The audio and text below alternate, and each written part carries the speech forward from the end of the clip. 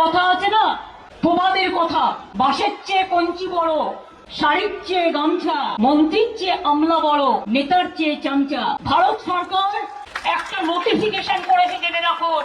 সেই নোটিফিকেশনটা আমরা চ্যালেঞ্জ করব। লুকিয়ে লুকিয়ে করেছে, করে নিজেদের রাজ্যগুলোতে যেখানে বিজেপি আছে সেখানে পাঠিয়েছে।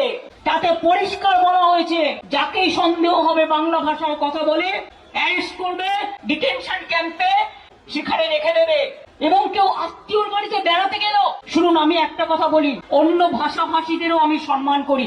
हम इज्जत करते हैं हर तरह और भाषा भाषी को हम सम्मान करते हैं, और इंसान जो इंडिया का नागरिक है हम उसको सम्मान करते हैं। लेकिन इसको मतलब नहीं होता है कि बंगाली का ऊपर आप अत्याचार करे, ये हम नहीं छोड़ेंगे।